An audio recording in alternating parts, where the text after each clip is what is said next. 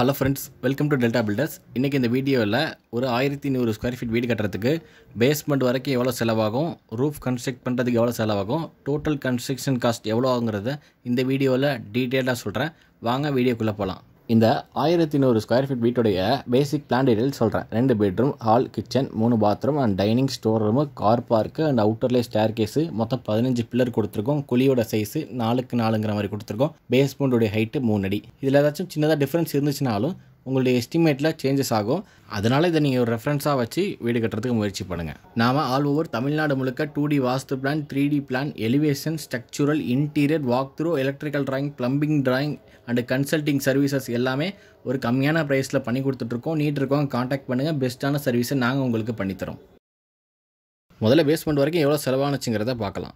Side cleaning, levelling, marking, excavation, back filling, இதுக்கு எல்லாமே நம்ம JCB தான் யூஸ் பண்ணியிருக்கோம். ஓவராலாக அதோடைய காஸ்ட்டு 32,500 ரூபா. மூணாவது சாண்ட்ஃபில்லு, மொத்தமாக அதுக்கு மட்டும் 1.25 யூனிட் ஆயிருக்கு. அதுக்கடுத்து PCC பிளைன் சிமெண்ட் காங்கிரீட் போடுறதுக்கு சிமெண்ட்டு மட்டும் 10 பேகு, ரிவர் சாண்ட் 1 யூனிட்டு, ஜல்லி அதாவது 1.5 ஜல்லி 1.5 யூனிட் தேவைப்பட்டுச்சு. நெக்ஸ்ட்டு ஃபுட்டிங் காங்கிரீட்டு, காலம் காங்கிரீட்டு, இதை நம்ம M20 ரேஷியோவில் தான் போட்டோம். M20ங்கிறது ஒன்றும் இல்லை, 1:1.5:3. ஒரு பாண்டு சிமெண்ட்டுக்கு 1.5 பாண்டு மணல், 3 பாண்டு ஜல்லி. இந்த ரேஷியோவில் தான் நம்ம காங்கிரீட் போட்டிருக்கோம். சிமெண்ட் மட்டும் ஓவராலாக நமக்கு 75 மூட்டை, மணல் 2 யூனிட் ஆயிருக்கு, முக்கால் ஜல்லி 3 யூனிட் ஆயிருக்கு. நெக்ஸ்ட்டு நம்ம கிரேட் பீம் காங்கிரீட் தான் போட்டிருக்கோம். இதுவும் நம்ம M20 ரேஷியோவில் தான் போட்டிருக்கோம். அதுக்கு சிமெண்ட் மட்டும் 65 பேக் ஆயிருக்கு, மணல் 2 யூனிட்டு, ஜல்லி 3 யூனிட் செலவாயிருக்கு. Next basement brick work. நம்ம ஆல்ரெடி சொன்ன மாதிரி 3 ஃபீட் தான் பிரிக் ஒர்க் பண்ணியிருக்கோம். நீங்கள் எக்ஸ்ட்ரா பண்ணிங்கன்னா காசு எக்ஸ்ட்ரா தான் ஆகும். நம்ம இது 1:5 ரேஷியோவில் தான் போட்டிருக்கோம். ஏன்னா இதில் நம்ம முக்கால் சுவர் தான் போட்டிருக்கோம் பேஸ்மெண்ட் வரைக்கும். அண்டு சிமெண்ட் மட்டும் 30 மூட்டை செலவாயிருக்கு, மணல் 2.25 யூனிட்டு, செங்கல் மட்டும் 8,800 கல் பிடிச்சிருக்கு. நம்ம சைட்டில் பேஸ்மெண்ட் ஃபில்லிங்க்கு கிராவல் தான் பயன்படுத்துகிறோம். நம்ம சைட்டில் கிராவல் தான் அவைலபிலிட்டி இருக்கிறதுனால நம்ம அதை யூஸ் பண்ணியிருக்கோம். உங்கள் சைட்டில் என்ன அவைலபிலிட்டி இருக்கோ அதை பார்த்து நீங்கள் யூஸ் பண்ணிக்கோங்க. கிராவல் மட்டும் 37 யூனிட் செலவாயிருக்கு. PCC காங்கிரீட் போடுறதுக்கு 45 மூட்டை சிமெண்ட் செலவாயிருக்கு, 3 யூனிட் மணல், 4 யூனிட் 1.5 ஜல்லி செலவாயிருக்கு. நெக்ஸ்ட்டு டோட்டலாக ஸ்டீல் குவான்டிட்டி பேஸ்மெண்ட் வரைக்கும் எவ்வளோ செலவானுச்சுங்கிறத நான் இப்போ சொல்கிறேன். நமக்கு மேட்டுக்கு 10 mm யூஸ் பண்ணியிருக்கோம், காலத்துக்கு 12, 16, 8 mm யூஸ் பண்ணியிருக்கோம், கிரேட் பீமுக்கும் 12, 16, 8 mm யூஸ் பண்ணியிருக்கோம். ஓவராலாக நமக்கு பேஸ்மெண்ட் வரைக்கும் 1950 கிலோ செலவாயிருக்கு. டோட்டலாக இப்போ பேஸ்மெண்ட்டுக்கு எவ்வளோ செலவானுச்சுங்கிறத பார்க்கலாம். First site cleaning and levelling 32,500 செலவாயிருக்கு. அதுக்கடுத்து மார்க்கிங்க்கு 4,000 செலவாயிருக்கு. அதுக்கடுத்து சிமெண்ட்டுக்கு மட்டும் டோட்டலாக 230 பேக்கு, அதுக்கு 71,300 செலவாயிருக்கு. அதுக்கடுத்து எம்சாண்ட் 10.5 யூனிட் ஆயிருக்கு, அதோடைய காஸ்ட்டு 73,500.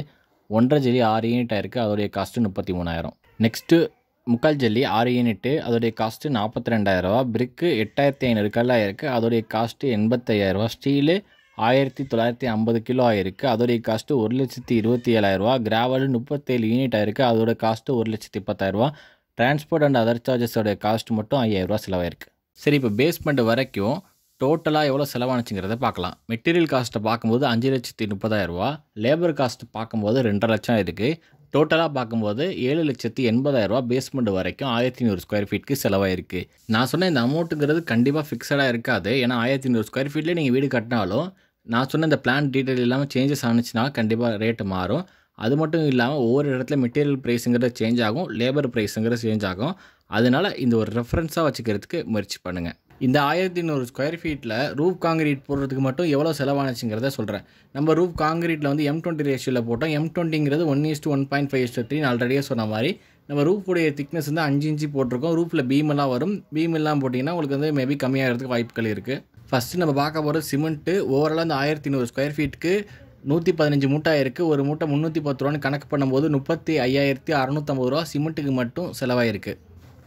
ரெண்டாவது ரிவர் சாண்டு இல்லை எம் சாண்டு. ஓவராலாக நமக்கு 3 யூனிட் தேவைப்பட்டுச்சு. ஒரு யூனிட் 7,000 ரூபான்னு கணக்கு பண்ணும்போது 21,000 ரூபா எம் சாண்டுக்கு மட்டும் இந்த பில்டிங்கில் செலவாயிருக்கு.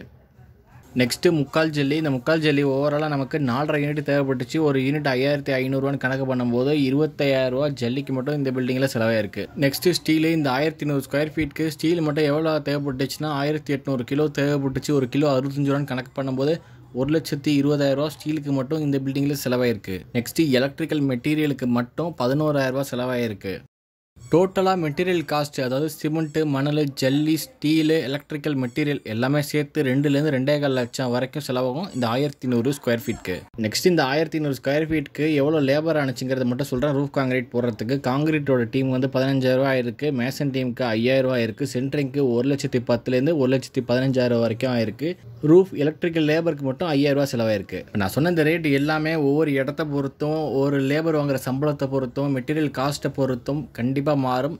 இதை ஒரு ரெஃபரன்ஸாக வச்சுக்கிட்டு நீங்கள் ரூஃப் காங்கிரீட் போடலாம். நெக்ஸ்ட்டு இப்போ டோட்டல் காஸ்ட்டை பற்றி பார்க்கலாம். அந்த டோட்டல் காஸ்ட்டில் மெட்டீரியலை ஃபஸ்ட் நான் சொல்லிடுறேன். சிமெண்ட்டு மொத்தமாக பார்க்கும்போது 680 மூட்டை ஆயிருக்கு. 310 ரூபான்னு கணக்கு பண்ணும்போது 2,11,000 சிமெண்ட்டுக்கு மட்டும் இந்த பில்டிங்கில் செலவாயிருக்கு.